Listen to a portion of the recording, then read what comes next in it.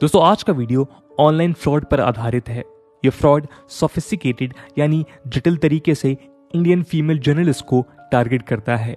Microsoft 2021 global tech support scam research report के मुताबिक Indians सबसे ज्यादा ऑनलाइन फ्रॉड के निशाने पर होते हैं। जिन इंडियंस को निशाना बनाया जाता है उनमें से करीब 31% अपनी दौलत गंवा देते हैं। ऑनलाइन टेक के जमाने में हम अक्सर अजीब से URL, link, text messages, lottery से संबंधित विचित्र मैसेजेस वगैरह अपने फोन में देखते ही हैं। फाइनेंशियल सर्विसेज में इन्वॉल्व फर्म्स जैसे बैंक्स, आपका institute, OTT platforms, ATM authorities समय समय पर आपको बताते हैं कि इन मैसेजेस और लिंक को ना खोलें। रिजर्व बैंक ऑफ इंडिया भी सभी भारतवासियों को समय समय पर सतर्क करता रहता है। कुछ मैसेजेस देखने पर ही शक पैदा करते हैं, पर तब क्या होता है जब स्कैम एकदम वास्तविक लगे, जब सारे लिंक, मेल, टेक्स्ट, मैसेजेस एकदम असली लगते हैं। इस तरह का एक स्कैम पिछले साल हमारे सामने आया था, जिसमें दुनिया की एक जानी मानी यूनिवर्सिटी यानी हार्वर्ड यूनिवर्सिटी में जॉब के झांसे में इंडिया की कुछ जर्नलिस्ट फंस गईं। हम सभी निधि राजदान को जानते हैं। 21 साल तक उन्होंने NDTV के साथ काम किया और एक एक्सपीरियंस पत्रकार के रूप में सामने आई। लेकिन अब जो होने वाला था वो निधि और NDTV के उनके बाकी साथियों को शॉक करने वाला था। दोस्तों ये वीडियो हार्वर्ड जॉब स्कैम पर बेस्ड है। चलिए शुरू। नवंबर 14, 2019 को निधि राजदान को एक हार्वर्ड स्टूडेंट का मेल आता है। उसका नाम वो मेलिसा रीव बताती है और निधि को एक हार्वर्ड के मीडिया सेमिनार में इनवाइट करती है। फिर मेलिसा ही उन्हें एक दूसरे स्टूडेंट से ईमेल के थ्रू इंट्रोड्यूस करती है जिसका नाम तौसीफ अहमद है। तौसीफ ही निधि को हार्वर्ड में एक जॉब अपॉर्चुनिटी के बारे में बताता है। समय बीत जाता है और जून 2020 आती है। जून 2020 की बात है कि निधि राजदान ने पब्लिकली अनाउंस किया और कहा कि वो NDTV को छोड़ रही हैं क्योंकि उन्हें हार्वर्ड यूनिवर्सिटी में एसोसिएट प्रोफेसर बनने के लिए एक अपॉर्चुनिटी मिली है। उनके इस अनाउंसमेंट ने नेशनल न्यूज हेडलाइंस भी गैदर की। वो हार्वर्ड यूनिवर्सिटी जाने, एक नई जॉब, एक नई जिंदगी शुरू करने के लिए तैयार हो रही थी। NDTV में उनके साथियों ने उन्हें रिकमेंडेशन लेटर्स दिए। NDTV के फाउंडर प्रणय राय ने यहां तक कहा कि निधि NDTV में बेस्ट जर्नलिस्ट में से एक थी। एक बात ध्यान देने वाली बात यह थी कि जितने भी ईमेल्स थे वो Gmail से आ रहे थे, ना कि हार्वर्ड के ऑफिशियल डोमेन harvard.edu से। इसके अलावा रिकमेंडेशन अपलोड करने वाली वेबसाइट भी harvardcareer.com थी, ना कि harvard.edu। harvardcareer.com वेबसाइट को GoDaddy से खरीदा गया था। GoDaddy एक ऐसा प्लेटफॉर्म है जो डोमेन्स देता है। न्यूयॉर्क टाइम ने GoDaddy से इस स्कैम के बारे में पूछा तो कंपनी के स्पोक्स पर्सन डैन रेस ने कस्टमर की आइडेंटिटी शेयर करने से मना कर दिया। उन्होंने कहा कि बिना कोर्ट के ऑर्डर के वो ऐसा नहीं कर सकते। अपने जर्नलिज्म करियर के टॉप पर राजदान को लग रहा था कि उन्हें हार्वर्ड में पढ़ाने का ड्रीम टिकट मिल गया है। जून में अपॉइंटमेंट होने के बाद निधि को बताया गया कि कोविड-19 के कारण हार्वर्ड की क्लासेस जनवरी 2021 तक रद्द हैं और उन्हें फिलहाल USA नहीं आना है। जून 2020 में हुए इस इवेंट के बाद के कुछ महीनों तक निधि को कोई सैलरी नहीं मिली। उन्हें कोई स्ट्रॉन्ग प्रूफ्स नहीं मिले तो शक पैदा हुआ। इसी दौरान निधि ने हार्वर्ड यूनिवर्सिटी को मेल कर इस अपॉइंटमेंट के बारे में पूछा। जनवरी 2021 में हार्वर्ड के एक एसोसिएट डीन का मेल आया जिसने इस पूरे स्कैम का खुलासा किया।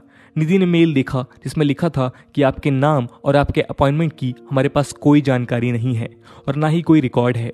इस मेल को पढ़ने के बाद राजदान समझ चुकी थी कि उन्हें एक ऑनलाइन होक्स का शिकार बनना पड़ा है। इस होक्स ने हार्वर्ड के फेमस नाम को एक्सप्लॉइट कर निधि राजदान के साथ साथ इंडिया की कई प्रोमिनेंट फीमेल जर्नलिस्ट और मीडिया पर्सनैलिटीज को टारगेट किया है। निधि ने स्कैम करने वालों के साथ अपॉइंटमेंट के वक्त 90 मिनट का इंटरव्यू दिया जिसमें passport details, bank, account number और मेडिकल रिकॉर्ड्स एक्सेट्रा भी शेयर किए थे। निधि को मिले मेल्स, मैसेजेस को university of Toronto citizen lab etcetera analysis करते हैं, लेकिन स्कैमस्टर्स के बारे में आज तक कुछ पता नहीं चल सका है। तौसीफ के बारे में केवल इतना पता है कि जिस फोन से वो मेल्स करता रहा है वो गैलेक्सी S8 मोबाइल फोन था। शक तो तब पैदा हुआ जब उन्हें पता चला कि डीन्स और हार्वर्ड के बाकी डिपार्टमेंट्स को उनके बारे में खबर ही नहीं है। लेकिन निधि अकेली नहीं थी। इंडिया की प्रोमिनेंट जर्नलिस्ट जैसे जैनब सिकंदर, रोहिणी सिंह और बीजेपी की स्पोक्स पर्सन निखत अब्बास भी इसका शिकार थीं। निधि के अलावा writer, columnist, political observer Zainab Sikandar भी एक टारगेट थी। जैनब मुस्लिम्स के डिस्क्रिमिनेशन के खिलाफ कैंपेन्स करती रही हैं और एक वोकल क्रिटिक रही हैं। अगस्त 22, 2019 को जैनब को ट्विटर पर तौसीफ अहमद का एक इनवाइट मिलता है जो हार्वर्ड में हाई पावर्ड मीडिया कॉन्फ्रेंस के लिए था। यही सेम मैसेज एक और जर्नलिस्ट रोहिणी सिंह को भी भेजा गया था। हालांकि उस वक्त दोनों ये नहीं जानती थी कि ये फर्जी है या किसी दूसरी महिला पत्रकार को भी भेजा गया है। क्यूरियस होने के कारण जैनब ने तौसीफ के साथ व्हाट्सएप पर चैट शुरू की। उन्हें इस बात पे भी शक नहीं पैदा हुआ कि तौसीफ का फोन नंबर यूएई का कंट्री कोड दिखा रहा है। जैनब ने सोचा कि हो सकता है तौसीफ फॉरेन स्टूडेंट हो जो दुबई से हो।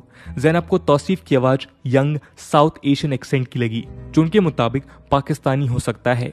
कुछ ही दिनों में जैनब ने जब तौसीफ से डीन के द्वारा साइन किए गए ऑफिशियल इनवाइट मांगा तो वह इनवाइट कभी नहीं आया। इस कारण शक पैदा हुआ और जैनब ने सारे लिंक्स खत्म कर दिए। हालांकि इस बात के कोई पक्के सबूत आज तक नहीं मिले हैं कि ये फ्रॉड किसने किया, किस मोटिव से किया और क्यों किया। ये स्कैम करने वाले जो भी थे उन्होंने जटिलता से कई Twitter accounts, emails, false documentation के साथ एक स्ट्रॉन्ग नेटवर्क तैयार किया ताकि कोई शक ना कर सके। लेकिन हार्वर्ड के ऑफिशियल डेटाबेस में ऐसे कोई स्टूडेंट्स नहीं थे। रही बात निधि राजदान के अपॉइंटमेंट की तो ऐसा कोई अपॉइंटमेंट हुआ ही नहीं था। इंडिया में ऑनलाइन स्कैम्स कोई नई बात नहीं है, ये काफी सालों से चलता आ रहा है। ऑनलाइन मनी ट्रांजैक्शन डिटेल लेकर बैंक से पैसे लूट लेना, किसी की पर्सनल इंफॉर्मेशन लेकर उसे ब्लैकमेल करना एक्सेट्रा सभी इलीगल तो हैं, पर लोग इसमें फंस जाते हैं। साइबर सिक्योरिटी एक्सपर्ट्स और हमारी पुलिस का साइबर सेल इन हाईटेक फ्रॉडस्टर से लड़ने के लिए तैयार रहता है। लेकिन फिर भी डिजिटल दुनिया में सेफ्टी और सिक्योरिटी का सबसे पहला स्टेप है बी अवेयर रहना। 2018 में अमेज़न के फाउंडर जेफ बेजोस की पर्सनल इंफॉर्मेशन लीक हो गई थी। वो मोहम्मद बिन सलमान नाम की किसी व्यक्ति से बात कर रहे थे जो खुद को सऊदी अरेबिया का प्रिंस बता रहा था। इसी दौरान उनके फोन्स के कुछ वीडियो फाइल्स एक्सट्रैक्ट की गईं। लेकिन निधि राजदान के केस में आज तक डेटा ब्रीच का कोई मामला सामने नहीं आया है। उनके स्टेटमेंट में भी निधि ने क्लियरली कहा कि उनसे आज तक किसी भी पैसे की मांग नहीं की गई। बिना मोटिव के इस बात को कंक्लूड कर पाना बेहद मुश्किल है कि क्यों कोई भी इतना कॉम्प्लिकेटेड अटैक प्लान करेगा जब उसे डेटा या पैसे नहीं चाहिए। लेकिन इतना जटिल अटैक करने के लिए मेहनत लगती है, तो कुछ एक्सपर्ट्स का मानना है कि अटैकर्स बिना किसी कारण के ऐसा नहीं करेंगे। दोस्तों, जो भी कारण है वो आज तक सामने नहीं आ पाया है। इस अटैक को दिल्ली पुलिस भी इन्वेस्टिगेट कर रही है। आज निधि राजदान अपना जर्नलिज्म करियर फिर से शुरू कर चुकी हैं और गल्फ न्यूज के लिए वीकली कॉलम लिखती हैं। साथ ही साथ वो इंडिया में ही एक यूनिवर्सिटी में पब्लिक पॉलिसी पढ़ाती हैं। उन्हें ऑनलाइन फ्रॉड का शिकार होते देख सोशल मीडिया में भी अफरा तफरी मची थी। लोग डिवाइड हो गए थे, कुछ निधि को ब्लेम कर रहे थे तो कुछ उनका सपोर्ट कर रहे थे। रिपोर्ट्स ये भी बताती हैं कि हार्वर्ड के नाम पर चल रहे इस स्कैम पर हार्वर्ड ने आज तक कुछ नहीं कहा। यहाँ तक कि रोहिणी सिंह ने और बाद में निधि राजदान ने भी हार्वर्ड को बार बार इस स्कैम के बारे में बताया है। आज सभी ट्विटर हैंडल्स, फेसबुक आईडीज और स्कैमर्स द्वारा यूज किए गए एड्रेसेस गायब हैं। ट्विटर हैंडल्स और फेसबुक आईडीज तो सस्पेंडेड हैं। और आज तक किसी को यह भी नहीं पता है कि क्या किसी और कंट्री के जर्नलिस्ट के साथ ये स्कैम आज भी कंटिन्यू है। हम और आप अपने लेवल पे यही कर सकते हैं कि प्रिकॉशंस बरतें और कभी भी किसी मेल या फिर लिंक को रिस्पॉन्ड करने से पहले उसे ध्यानपूर्वक पढ़ें। दोस्तों, इस पूरे मुद्दे को लेकर आपका क्या ओपिनियन है कमेंट सेक्शन में जरूर बताइएगा। आज की वीडियो के लिए इतना ही। आई होप आपको वीडियो पसंद आई होगी और अगर पसंद आई है तो अपने दोस्तों के साथ शेयर करना मत भूलिएगा। हम मिलते हैं अगले वीडियो में, तब तक के लिए जय हिंद, जय भारत।